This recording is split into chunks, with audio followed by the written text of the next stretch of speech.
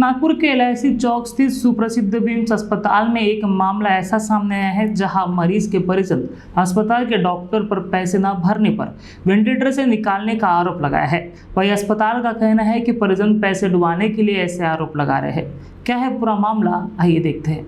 नागपुर के सुप्रसिद्ध विम्स अस्पताल पर पैसे न मिलने पर मरीज के परिजनों ने वेंटिलेटर निकालने की धमकी देने का आरोप लगा है।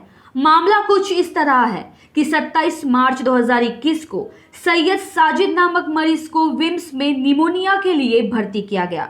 उसे भर्ती करने के बाद मरीज को ब्रेन स्ट्रोक हुआ। तभी से मरीज वेंटिलेटर पर है। अस्पताल का कहना है कि मरीज का 17 दिनों का 2 लाख का बिल बकाया है, जिसके लिए अस्पताल ने पैसों की मांग की, लेकिन परिजनों की तरफ से वो पैसे नहीं दिए गए। पहले परिजनों का पक्ष सुनते हैं। फिरोज है, मेरे भाई सैयद साजिद यहाँ पे एडमिट है और यहाँ के जो डॉक्टर है नितिन खंडेलवाल, वो हमसे बदतमीजी से पेश आते हैं। और आज उनने मुझे 2 से 2 के बीच में अपने कैबिन में बुलाए हैं और बोले हैं कि तू 1 लाख रुपए डिपॉजिट कर, या तो तेरे भाई का वेंटिलेटर हटा दूंगा, उसको ट्रीटमेंट रोक दूंगा, उसके भाई तेरा भाई जिए या मरे। तो इसके लिए मैंने मदद के लिए जिशान भाई को बुलाया। आज इनका जब मेरे को कॉल आया, ये फैमिली है पेशेंट की, इन लोगों ने मेरे को ये बताया कि भैया हमारा डॉक्टर बोल रहा है कि वेंटिलेटर में हटा दूंगा, जबकि हमने अभी तक के 5,20,000 यहीं पे खर्चा कर दिया, ये हॉस्पिटल में लगा चुके हैं। हम उससे 2 दिन की मोहलत मांग रहे हैं और हमको टाइम नहीं दे रहे हैं वो इतना। एक रिकॉर्डिंग भी इन्होंने मेरे को सुनाए, पहले ये सुन लीजिए आप, फिर मेरी जो बात हुई वो भी मैं आपको बताता हूँ। ये रिकॉर्डिंग से भी अंदाज़ा लग रहा है 100% इनकी बात सही है। हम खुद ही जगह नहीं चाहते सर आपके। तुम आज पैसे दो मत दो, आज पेशेंट यहाँ पे नहीं रहना चाहिए, ठीक है। और वो आमदर सर से जो बात हुई है, तो आमदर सर से मेरी बात करवा देना, मैं बोल दूंगा ना कि ये ऐसे कर रहे हैं। कैसा करते हैं आपको? ये बात हुई इससे डॉक्टर से। अब जब मैं आया हूँ यहाँ पर, डॉक्टर खंडेलवाल तो मिला नहीं हमारे से। ये डॉक्टर है या गुंडा बदमाश है, इसके हॉस्पिटल का भी वो आना चाहिए व्यू। ये गुंडा बदमाश है या डॉक्टर है तो मेरे को नहीं पता, पर आप इसकी बात करने का सिर्फ लहजा सुनिए। जब मैंने इससे कॉल करके बात किया है, नहीं बोले सर, वो कोई रिकॉर्डिंग दिया इन्होंने मेरे को, जिसमें आप बोल रहे कि तू पैसे भरता है तो भर, नहीं तो मैं तेरे पेशेंट को निकाल देता हूँ। तो सर वो लीगली वेंटिलेटर हटा सकते क्या पैसा? मैंने क्या बोला सुन लो। सुना हूँ मैंने। और सर मैं पेशेंट नहीं हूँ। सुन ले। अच्छा, मैं बोला हूँ मत। और तू सुन खंडेलवाल, तू मेरे से तू तिरा करके बात मत कर। मैं पेशेंट या उसका घर वाला नहीं हूँ, तेरे से अच्छे से बात कर रहा हूँ। अच्छे से बात कर तो मैं भी वही लहजे में बात करूँगा। ये इससे बात हुई मेरी, इसने फ़ोन तुरंत काट दिया। उसके बाद जब इससे दोबारा मेरी बात हुई तो ये अपनी बात से पलटा। इसको हमने पूरी बात समझाए कि भैया तू लीगली ये सब तुम नहीं कर सकते हो, हम भी कोई कानून हाथ में नहीं ले रहे, हम भी लीगल तौर पर ही बात कर रहे हैं। जब इनको सब समझ में आ गया कि भैया इतना आसान नहीं है वेंटिलेटर हटा के किसी को मार डालना, तभी अपनी बात से पलटा। वो दवाई दे रहा ना, वो मेडिकली 2-2.25 लाख रुपए की मेडिसिन है बाहर के मार्केट में, समझे? मैं वो सब बीच में नहीं जा रहा हूँ। मैं तो ये बोल रहा हूँ कि अभी इनको आप 2 दिन की मोहलत देते कि वेंटिलेटर हटा दूंगी, आप ये बताओ। मैं तो नहीं हटा रहा हूँ, बस मेरे को ये बोलता है कि ठीक है मैं वेंटिलेटर अब नहीं हटाऊंगा। हमारे आने से जो भी इसको घबराहट हुई, क्या हुई, हम वो नहीं बोल रहे। बाकी एक फैमिली का हमको फ़ोन आया, हमको बिल्कुल सही नहीं लगा। इसने बोला था वेंटिलेटर हटा दूंगा हमारे आने से, इसने बाद में बोला मैं वेंटिलेटर नहीं हटाऊंगा।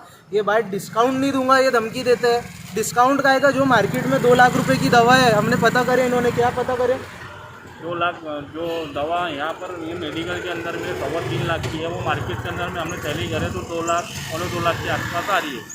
वो जो दवाई मार्केट में 2.25-2 लाख रुपए की है, वो यहाँ का मेडिकल वाला विम्स हॉस्पिटल का इनको 3.25 लाख रुपए में वो मेडिसिन दिया। मैं जनता को भी, पेशेंट्स जो दूसरे रहते हैं उनको भी, डॉक्टर्स को भी ये बोलना चाहता हूँ, ये फ्री में इलाज नहीं करवा रहे हैं लोग। कोई ये ना समझे कि यार सीधा बिल कम कराने पहुँच जा रहे हैं, डॉक्टर अपना हॉस्पिटल कैसा चलाएगा। 5-5.25 लाख इन लोग भर चुके ऑलरेडी, और सिर्फ 2 दिन की मोहलत मांगे थे कि मेयो मेडिकल में कहीं बेड नहीं है तो हमको 2 दिन की मोहलत दो, हम और पेमेंट करेंगे, अगर नहीं जमा तो हम सीधा मेयो मेडिकल चले जाएंगे। कोई चीज़ का इनको हिसाब किताब नहीं दिया जाता कि कहाँ पे तुम्हारी इतने पैसे लग रहे हैं, मेडिसिन कहाँ इतनी लग रही है, सब कोई बात नहीं करी जाती। उल्टा केस करने की हमको और इनको धमकी दे रहा है डॉक्टर खंडेलवाल। तो मैं ये भी बताना चाहता हूँ कि तामझाम कितना भी बड़ा रहे भैया, तुम डॉक्टर हो, तुम बड़े लोग हो, ऐसे गरीबों को या हमारे को अगर तुम ये सोचोगे कि तुम हैरेस कर लोगे, और ये जो गुंडागर्दी के तरीके से बात कर रहे हैं, हमारे से नहीं चलने वाला गुंडागर्दी।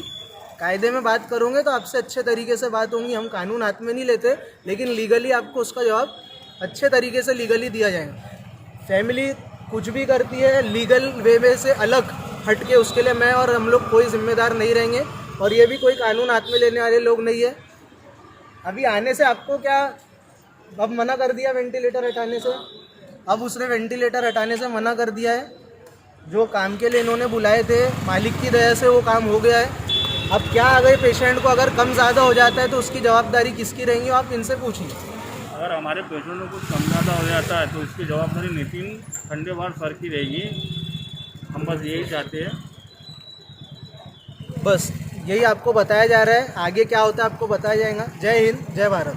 अब अस्पताल का पक्ष भी जान लीजिए। अस्पताल ने कहा है कि वेंटिलेटर से मरीज को नहीं निकाला गया है, लेकिन अगर पैसे नहीं भरे जाते हैं तो मरीज को एम्बुलेंस में सुपर स्पेशलिस्ट अस्पताल में शिफ्ट करने की बात कही।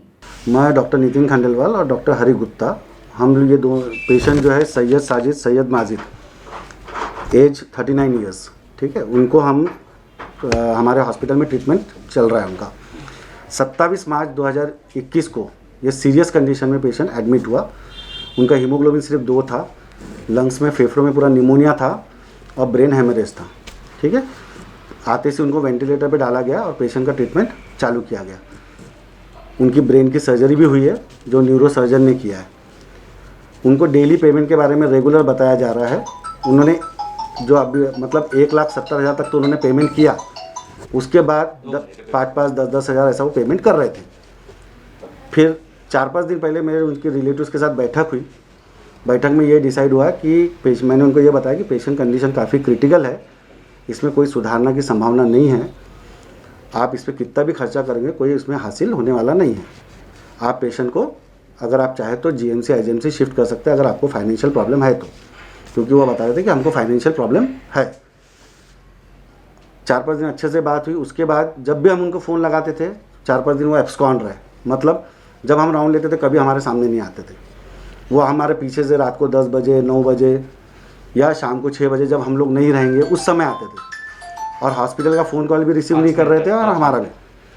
फिर मैंने उनके जो हमारे यहाँ ड्राइवर काम करता है अमन, उनके थ्रू मैसेज भिजवाया कि अगर आप नहीं आते हमसे मिलने तो हम पुलिस कंप्लेन करेंगे और पुलिस के प्रेजेंस में पेशेंट को जीएमसी आईजीएमसी वेंटिलेटर निकाल के शिफ्ट करेंगे।